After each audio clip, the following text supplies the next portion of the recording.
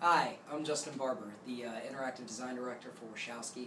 Today we're going to talk a little bit about brand. We thought a good parallel to brand to help understand it would be to compare it to some more popular series, Game of Thrones specifically. Now, branding is the emotional connection that you have with your user base, or your clientele. It's the feeling that you put out there, and we feel that Game of Thrones, with each of their houses, has a really good foundation on brand. Plus, we just think it's a really rad show. So let's dive right in and check it out. The first household we're going to talk about is the Starks. Their motto is "Winter is coming," which is very fitting to who they are. They are very kind, they're very nice to their subjects around them, and they chose to make their motto something that is a warning to the people that are around them. They're one of the only households that doesn't have a motto that's threatening or aggressive. Their animal is the direwolf, which is a large pack animal, which reflects to them as well. They're the only house in Game of Thrones that's actually really united as a family. All the other families are kind of sly against one another. The Starks, although they get ripped apart, are constantly looking to get back together and help one another out. Their colors are gray and white, which is very suited to their environment. It's kind of gray up north, you have the snow, it's kind of rocky, but then on the same note, it reflects their personality, because they're a very humble household, they're a very humble family. So they don't have like flashy colors, they don't need all that. All they need is very, very nice base and a good warning for their people. And that's the Stark household. The second household we're going to talk about is the Lannisters, which is possibly the most hated of all the households. Their motto is "Hear me roar," which is an aggressive, it's a battle cry, it's a warning. It's prideful. If you notice the phrase and how they break that down, it's "Hear me roar," which is very selfish. Each one of the family members will stab each other in the back. No hesitation. They don't care.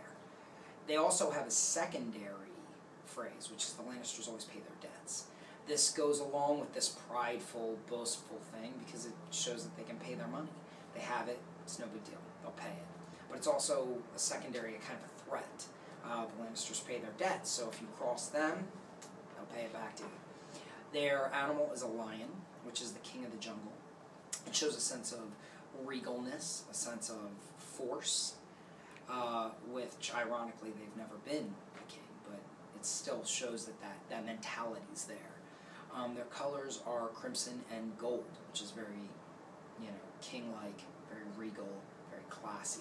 Kind of represents a status that they have, and really that's what they focus on. That is their brand. The next household we're going to talk about is the Targaryens. Their slogan is "Fire and Blood." It's pure aggression, which is what they are. Originally, with the storyline, there was the Mad King. He took the kingdom with fire and blood. He took it through 3 dragons, and now he's gone, and the Targaryens have been shoved across the sea, and dragons have been extinct at this point. So it reflects really good with their family as far as how they have proceeded to do things in the past. Now their symbol is a 3-headed dragon because of the 3 dragons that took the city. Now you can see as the direct transition, Khaleesi's coming back, she's been forced out, the dragons have been extinct, they're coming back, and they're coming back and they're going to take it with aggression and force. Their colors are red and black, which is pretty direct, pretty straightforward. Blood and fire are both red. It's a high contrast, and you can kind of see that level of entitlement there too, which you can kind of get from their colors and their symbols. And that's the Targaryens.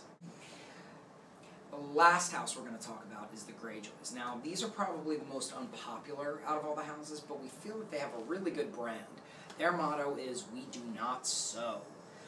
That's for many reasons. They're from the Iron Islands, which is surrounded by water. It's almost an uninhabitable environment, so they can't farm, which means they cannot sow. But also, it's a place of thieves and criminals. They make their way by sailing out to sea and attacking ships and attacking other ports. So if you go back to the old phrase of "you reap what you sow," well, they don't sow. They just reap. They just take, which is a really good phrase for them. It really describes their attitude and how they interact with each other. They are very cold and, they're awful to each other, really.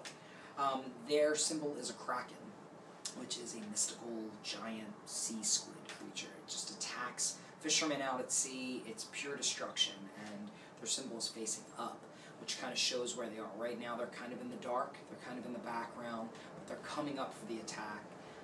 So we think that that's a really good reflection of who they are. One thing we don't quite understand is their colors are black and tan. We don't really see how the tan reflects in their environment. Their environment does seem more gray, more stark-like, more cold, the iron. So we don't really get that. We would like to see that maybe advance or at least be explained. But all in all, the rest of them has a very good solid brand. That's the Greyjoys. So in conclusion, we hope that you can kind of see how each of the houses follows that element of brand. They live it, they breathe it. It's from their motto to the colors. It reflects their personality, the things they say, the things they do. It's an all-encompassing vision from everything, from visuals to where they live. And that's really something that you want to strive for as a business. You want people to be able to look at you, read what you say, hear what you say, and really understand what you're all about and have that emotional connection.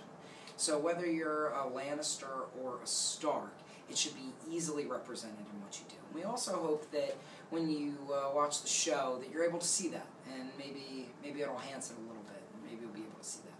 So we hope this is informative, and take care.